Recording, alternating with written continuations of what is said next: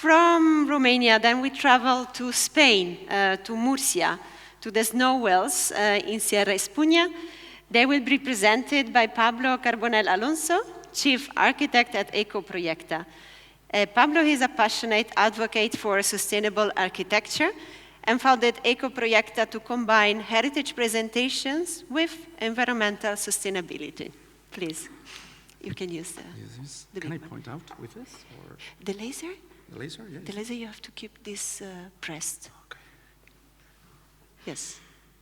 Better not to use Maybe it. not. Good evening, everyone. Thank you very much for the presentation. You have to click for your... Oh, sorry. The one. Yes. That's it. Thank you very much for the presentation. I'm an architect at Ecoproyecta, a studio based in Spain and focused on sustainable architecture and heritage conservation.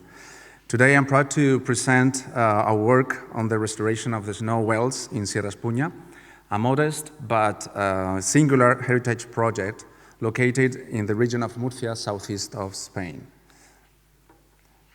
Sierra Espuña is a mountain range located in a Mediterranean landscape with a dry and hot climate, typical of southeastern Spain.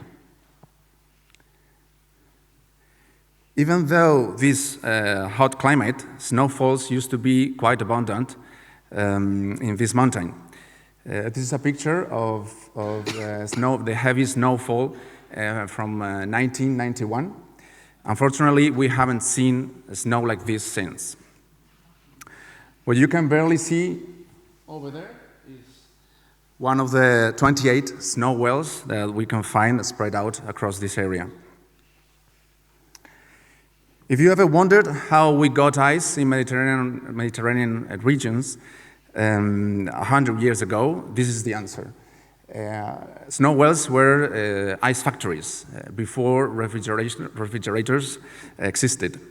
Snow was collected in winter, it was compacted into ice, and then transported by mule to cities 100 kilometers away.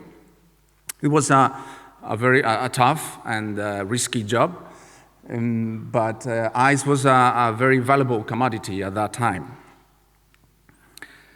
These wells operated since at least the 16th century, but were gradually abandoned with the advent of modern refrigerator and in the early 20th century.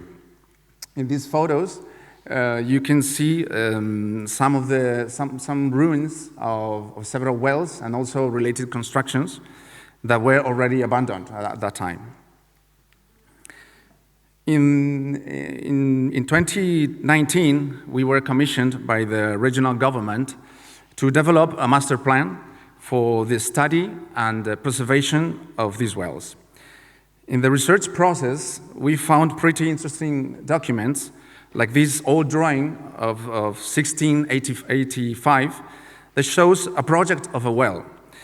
It was quite simple, just a circle, a diameter, a simple section, and some easy instructions, basically build it. I wish architectural projects was that easy today. As a result, we got an inventory identifying 28 snow wells, and we also defined a protection zone, that orange line that you can see there, a protection zone for the site. In 2022, thanks to this plan, it was declared a site of cultural interest, which is the highest heritage protection in Spain.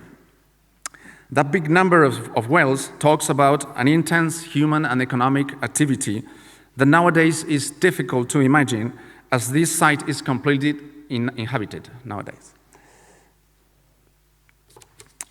Wells 11 and 13 were chosen for urgent restoration due to their specific features: accessibility, state of conservation, type of construction, etc.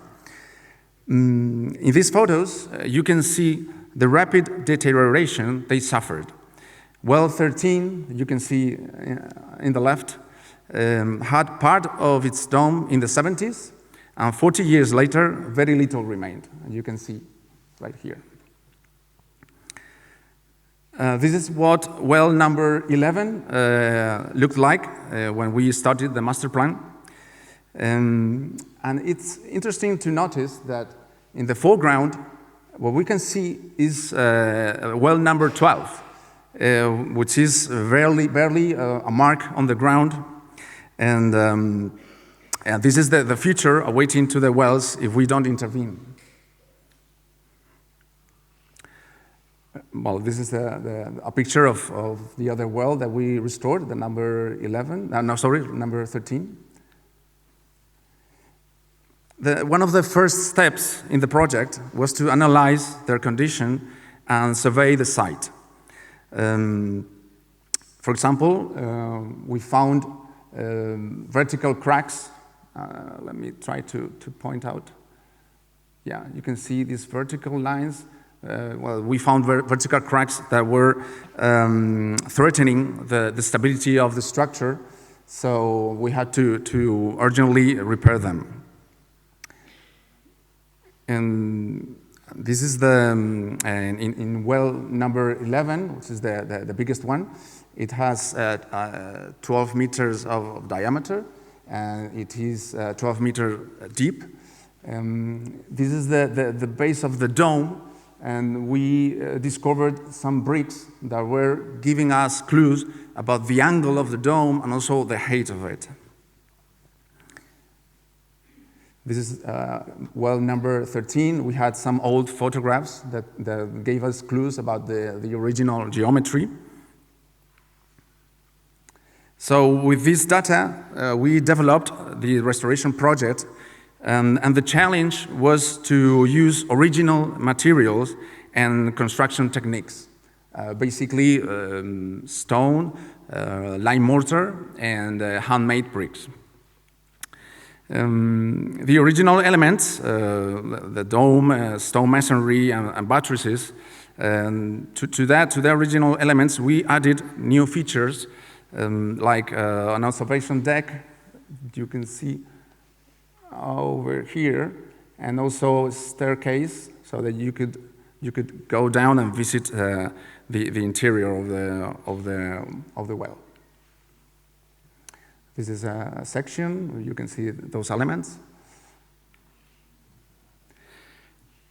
So the first task on site was to clear almost 2 meters of debris and sediment inside the wells, revealing their original base. The stone used in the restoration was entirely recycled from that debris, and only the handcrafted bricks for the dome were newly made.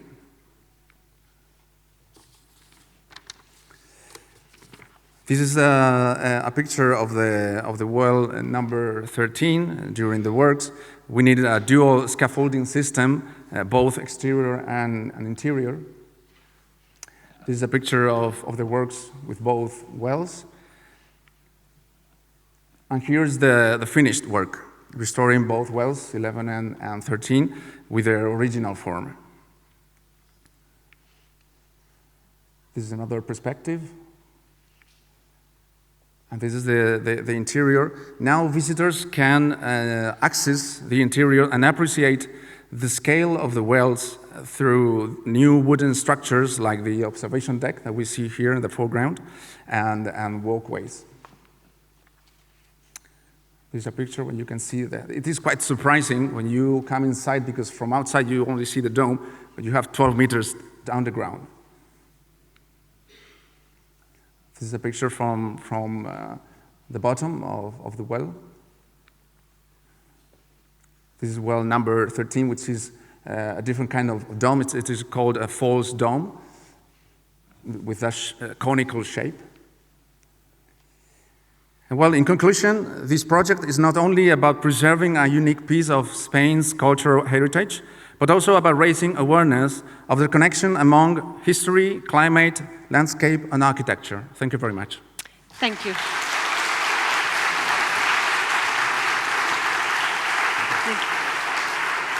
Thank you very much, Pablo.